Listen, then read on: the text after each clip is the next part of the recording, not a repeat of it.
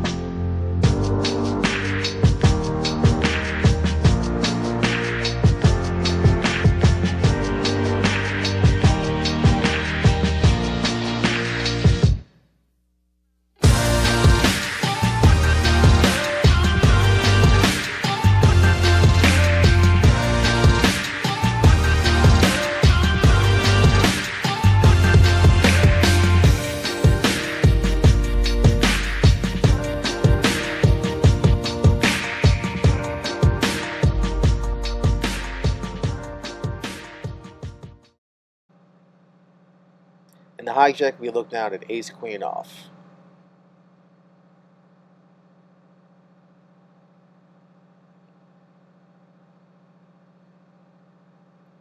With two limpers, I decide to open the betting to $11.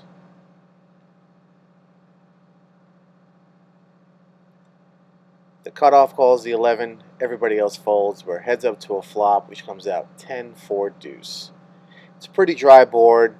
I should probably be c-betting this spot most of the time. For whatever reason, I decide not to. The cutoff quickly checks back to me. We're still heads up to a turn. The turn comes at 3 of clubs. Doesn't change much. Puts it straight out there. I bet $15. Cutoff quickly folds. We take down this pot.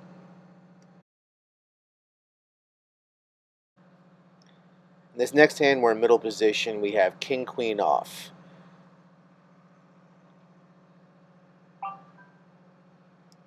With one limper, I open the betting to $10.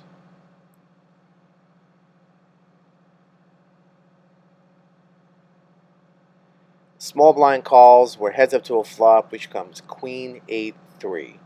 We have top pair. The small blind checks to me. I decide to bet $13, about half pot.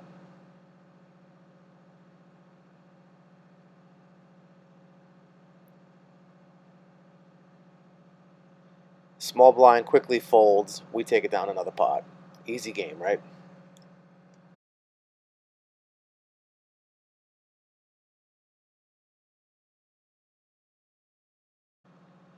This next hand, we're in the big blind. We look down at the suited ace, ace-6 of clubs.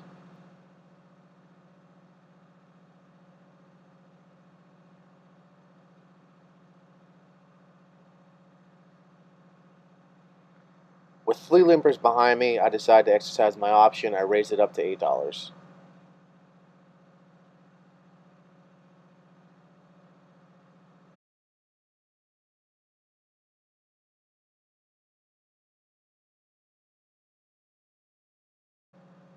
Only the player under the gun calls my $8 bet. We're heads up to a flop, which comes king of clubs, 9 of clubs, 3 of diamonds. We flop the nut flush draw. Out of position, I decide to check this hand. The under the gun player quickly bets out $11. I put him on a strong king, probably king queen, something along those range, king jack. But with enough flush draw, I'm not going anywhere. I call the bet. The turn comes at 3 of clubs. It does pair the board, but we now do have the nut flush. He bets out $15 pretty quickly. I decide to check raise his spot. I raise him to $40.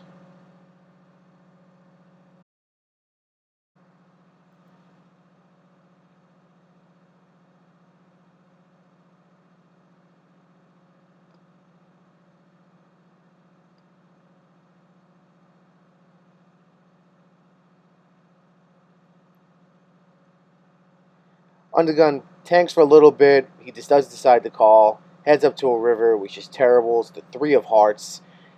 There's now a boat on the board. I check. I'm pretty positive he has a king.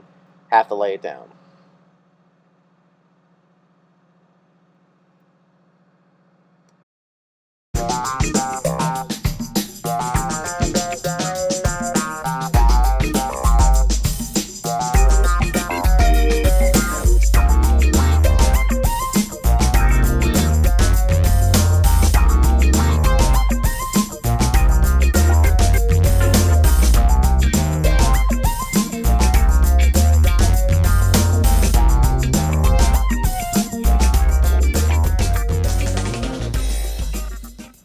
This next hand, we find ourselves in the cutoff with ace queen off.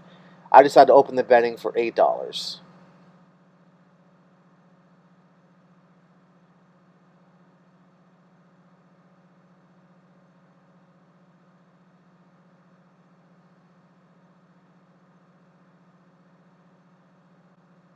The button behind me, this is his first hand he's played. I've played with this gentleman before in previous sessions. He 3-bets me to $20. I take his 3-bet pretty seriously. He's probably only has premium hands, but with ace queen, I'm not really going anywhere. I call. Heads up to a flop, which comes queen of hearts, jack of spades, 4 diamonds. We flop top top. I decide to check this spot. I should probably be betting in this scenario, flopping top pair, top kicker, but for whatever reason I decided to check. I think I was a little concerned that he 3-bet me pre-flop. He barrels out for $30. I'm not going anywhere with top pair, top kicker. I call the $30. The turn is the 6 of hearts. It does put the backdoor flush on the board. Not too concerned with the flush. That being said, I do still have top pair. Action doesn't change much. I decided to lead out for $50 and bet about half pot. I'm sorry, we lose footage here, guys, but the undergun player goes in the tank for a really, really long time. He looks super uncomfortable. He does make the call. He doesn't look like he's happy about it at all. He looks like he's very uncomfortable. I put him on aces or kings with a 3-bet pre-flop, barreling out on the flop, and then calling a half-pot bet on the turn. That's all I really think he has is aces or kings that he's super uncomfortable with. I feel like my perceived range is probably queens, jacks. Ace-queen is probably the bottom of my range in this spot. So when the river comes 2 of hearts and it's not an ace or a king and there's only a flush out there, I decide to jam all in and really put him into the test with aces or kings or just an overpair. Like I said, I could very well have queens or jacks in the spot, and I feel like that's what he thinks I have. I decided to use some speech play in this spot. Not normally part of my game. Not something I normally do. I just felt like it was the perfect time to do it in that exact spot. I asked him straight up. I said, "You have aces or kings, right?" And he actually flashes his cards and shows me that he has pocket aces. My hand reading was correct. He does have pocket aces. The starting stack sizes were pretty similar. I had a little over 300. He just sat down for 300. So this puts him all in on the first hand he's got. I'm really playing into his fears. He just mumbles to himself. He's like, "You have a set, you have a set." And I say, "What else could I have that I'm jamming you all in?" He does fold. The bluff gets through. We take down a great pot, guys.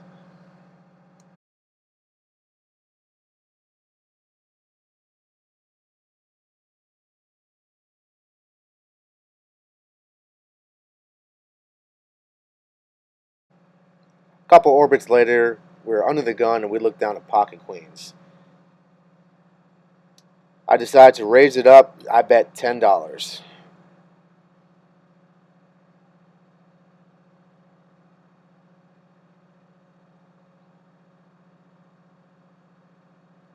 Middle position player calls, but the big blind jams all in for her remaining $120. This player's been super tight. She hasn't been playing many hands. I've been playing aggressively the entire day, raising most of my holdings. I can tell she's been frustrated by that. Her jamming all in. She's going to have premium hands. At best, I'm in a coin flip situation with ace king. She more than likely has aces or kings. I decide to let it down, and she does show she's got pocket aces.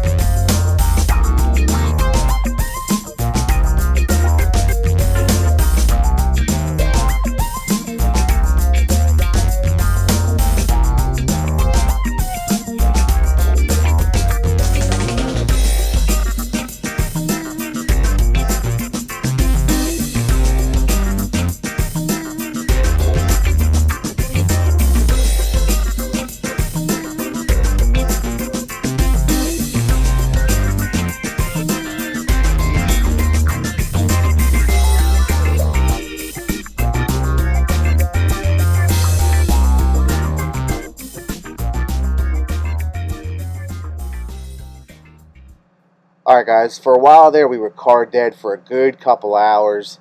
The button straddles to $5. I'm in the small blind. I called the straddle for 5 with king of diamonds, 7 of diamonds. It's a pretty loose call. But again, like I said, I was a little frustrated that I was card dead for so long. There are 4 callers. The button raises to $15. I decide to call here. Again, this is probably too wide of a call in this spot, out of position. With that being said, everyone else calls. We are 5 ways to a flop. The flop is very good. It's 7 of spades, king of hearts, 7 of hearts. We flop a boat. I decide to lead out for $20.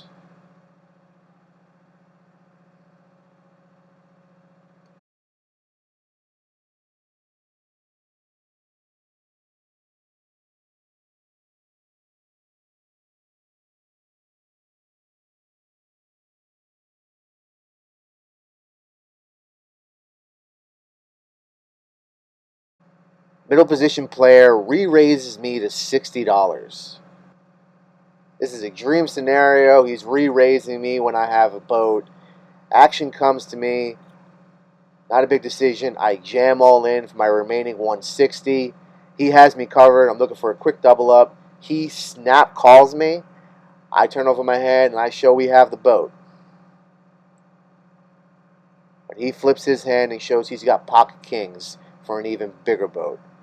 The turn in the river don't change the action. We don't improve, and we get stacked.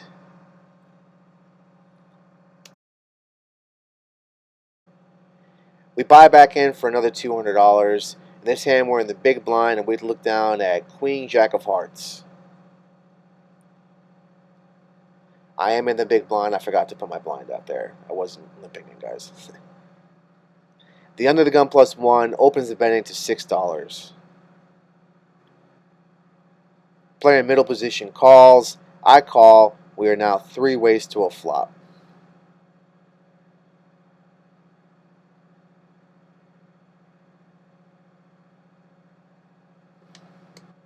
The flop comes king of hearts, 5 of hearts, 8 of spades.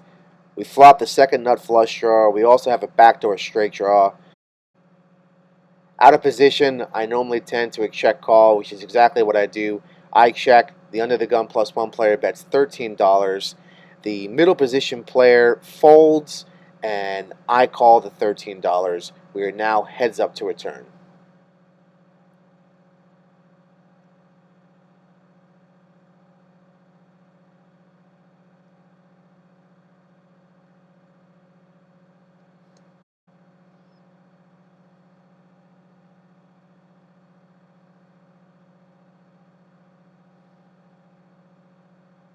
The turn is the jack of clubs. We now have middle pair. The under the gun player bets out a turn here, causes a little bit of confusion. He thought I checked. I put $20 out there, which is a binding bet, so he's got to call it. I put 20, he's got to put an extra 2 out. He does put the extra $2 out. We're still heads up to a river card.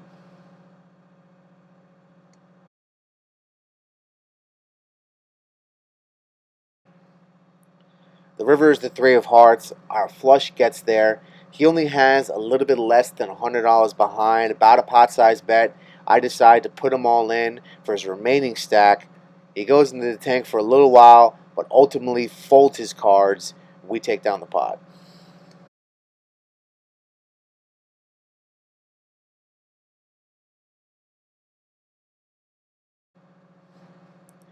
This next hand, we're in middle position, and we look down at pocket jacks. Action comes to me. I decide to open the betting for $10.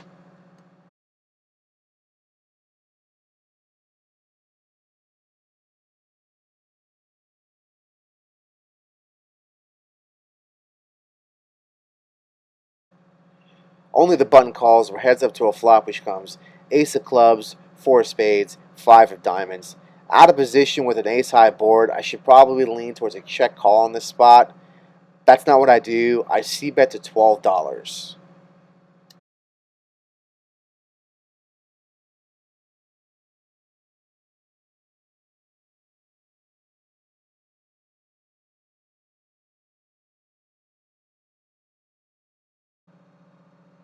The button re-raises and makes it $36 to go.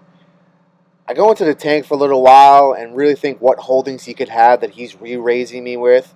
Not a lot of two-pair combinations that he's calling a pre-flop raise to. He's going to have a lot of combinations that contain an ace, so I really think he has an ace. There is a straight draw on the board. I'm not sure if he's calling a pre-flop raise with 2-3 suited. I feel like I'm beat here with any kind of ace. I decide to lay it down. It's probably a really tight fold. I was still on tilt for a little bit for getting stacked in the previous hands. Let me know what you think in the comments. A couple of orbits later, we're on the button. I straddle and we look down at pocket queens.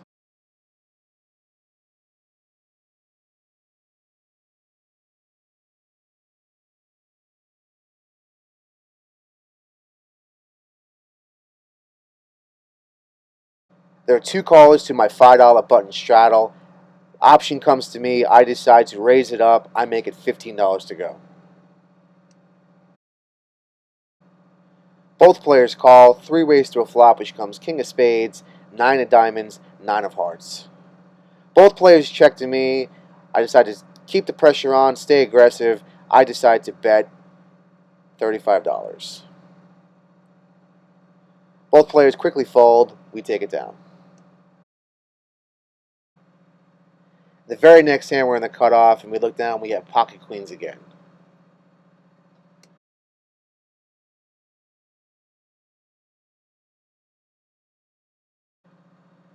With 2 limpers, I decide to raise it up to $7. Hindsight, this is a really small raise. The exact hand before this, I had pocket queens and I was getting no action. I was trying to influence a little bit of action, so I made it 7.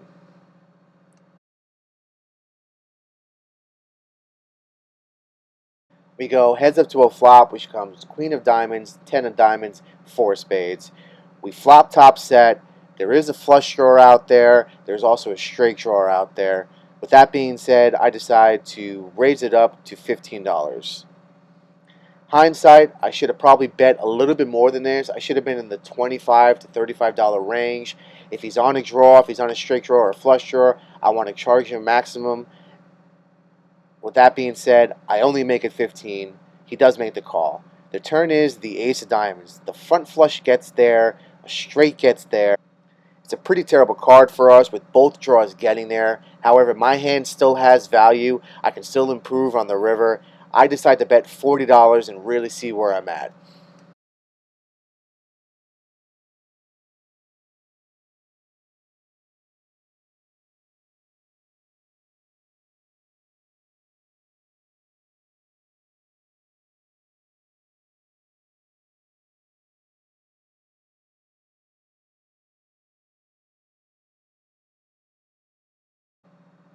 The button went to the tank for a really long time, but he does make the call. This is the same player that I bluffed off with pocket aces. He shows his emotions on his sleeve.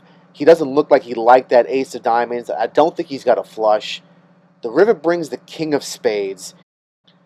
We don't improve. There's now 4 cards to a straight out there. Really don't know where I'm at. I don't know how many combinations of hands that he could have containing a jack. I really don't think he has a flush based on his body posture on the turn. He bets out $60, and I go deep into the tank. I start thinking about how the hand was played. What combination of hands is he betting for value here? Obviously, any jack gets there with a 4-card straight. So what combination of hands does he have containing a jack? He could have had ace-jack, where he had a big draw on the flop, turn top pair, rivered the straight. I'm also thinking he could have king-jack, where he just got there on the turn and had a straight, was scared with the flush. But I'm also thinking, what combination of hands am I beating in this scenario? There are a lot of 2-pair holdings that he could have that he'd be betting with this. So I'm thinking he could have ace-10, ace-king, ace-queen. Ace-queen's not likely because I have blockers to ace-queen. He could also have pocket 10s where he's got bottom set. I don't see aces or kings being in here at any cost because he didn't 3-bet me pre-flop. I'm really not sure where I stand here. I am getting 3-1. And like I said, there are a lot of combinations that I'm beating, but just as many as I'm losing. Hindsight, this should be an easy fold with a flush and a 4-card straight out there. That being said, I'm on tilt. I've been losing a lot of hands, and I'm getting great odds. I do make the call. He's got pocket jacks with the jack of diamonds. He turned a royal flush draw, which that day they had a high hand for almost $1,000 if you do hit the royal. He got lucky on the river, and he rivered a straight. That being said, we lose a pretty big pot. All right, guys, that's it for this episode. In for 500, out for a little bit above 200. Booking a loss today, unfortunately. But if you like this episode, please like, comment, subscribe down below. We'll see you next time. Later, guys.